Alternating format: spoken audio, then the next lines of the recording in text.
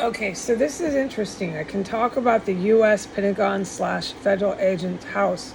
I can even film it. I'll do both. It's 10:30 a.m. August 3rd, 2025. Right now, I'm buckled over. I've been buckled over for about 4 minutes with chemical weapons poisoning. It's miserable, okay? The chemical gas weapons have never stopped. What has stopped is my reporting it. The velocity of toilet paper, none of it has stopped.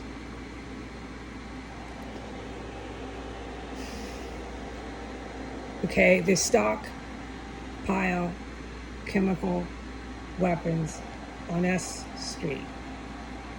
They make them in one of these houses. I don't know how many or what one, but they manufacture at least one form of chemical weapon along with stockpiling chemical weapons. All right. The gas is starting to go away. What I am to say I've witnessed is 1507, which I can never talk about for solid reasons. I know with what I've witnessed why that would make a lot of sense to not be discussing that house next door every day.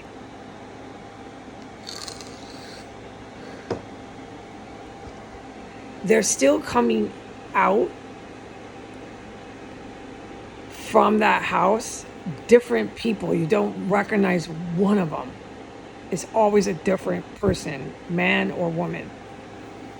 They're always white, and they close the gate. As far as the events and just terrorism that I witness over there, I no matter what can't talk about it. That house is like blacked out. I can't freaking talk about that joint. I'll never forget that fucking, excuse my language. I'll never forget that house because of how forbidden it was and what I witnessed all the time going on over there. How could a person possibly ever in the rest of their living life forget this? All right. The house across the street, I'll film it. I've witnessed plenty, so I know I'm saying this concretely, is U.S. federal law enforcement and straight up military Pentagon. Straight up. I've witnessed individuals. Witnessing is witnessing. We'll talk about it. Not in the next video because it'd take too long. I'm just going to film what I'm allowed to for the day. They've changed cars. It's no longer the purple car. It's a bright red car. And the car drives in and out to the T and dotting the I when there's massive combat, which I also witnessing going on right across the alley over here. In 1507, in 1509, in 1511, and in 1513. I'm a full-on witness to these houses. You can't miss it. Okay, and that car will drive in and out. And that car is always replaced.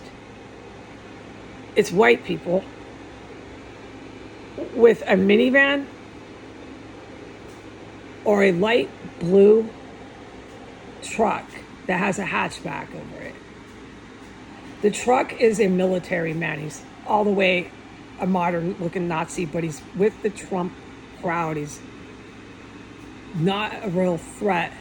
The fact that he hasn't been killed, this is facts, this is what happens here, by the modern Nazi evil military is a big question, because he's one of them that hands down knows everything about him. I don't know if he has been killed. I have not seen him come and go and engage in combat and warfare here for a few weeks, at least a week and a half. Who's there now is the minivan. What they do is the same thing as over here. They chop up bodies, they dissolve the human remains, and engage in violent terrorism over there. And they're directly involved with the Mexican drug cartel. When the red car is there, and when that car has been replaced, the purple car used to be there with the sex worker. When the red car is there, the Mexican drug cartel come in various construction cars. And we'll talk about that. It's a whole nother thing. I can't cram it all in. All right?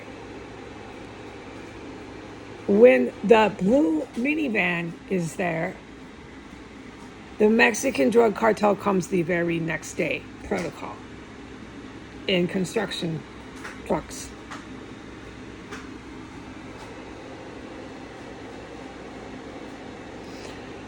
The terrorism, violent, barbaric terrorism, literally never stops here. The individuals in the blue minivan are white, Caucasian, U.S. civilians. They appear to be drug addicted,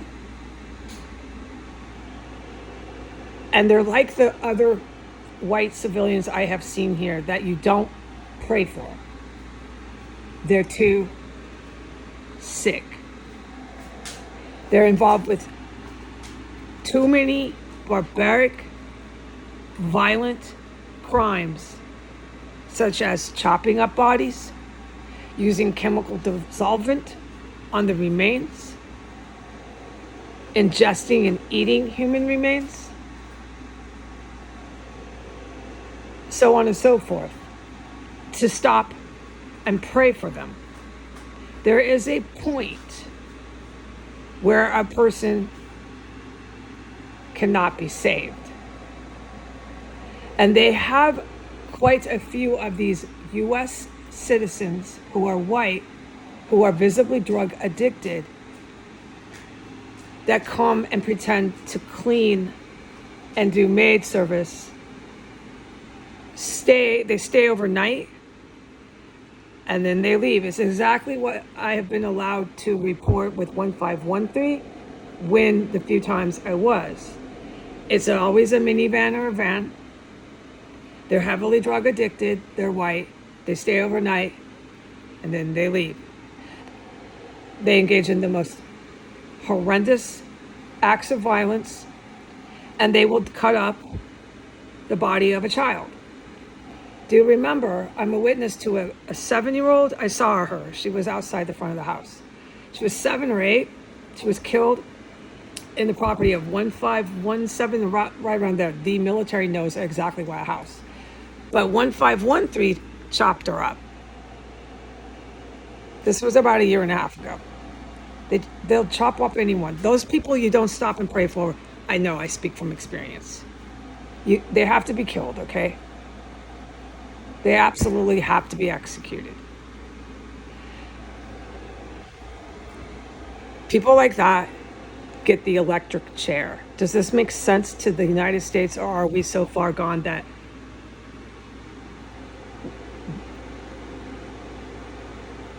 the good military has to do more military strikes than I'm aware of? If my country is so far gone that you don't understand that people who chop up the body of a dead baby girl deserve to get the electric chair, if you are so far gone, then I do understand why the military has to do more strikes than I am aware of.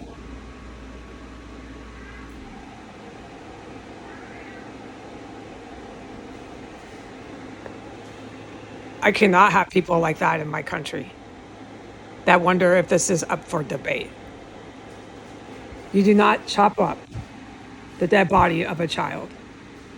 dissolve its flesh, take its teeth and its skull, if ordered to, in the United States of America. You do not do that anywhere, not in a medical building and not in your own house.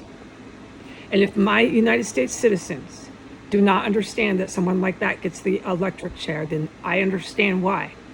My US military has to bomb you. I support them in it.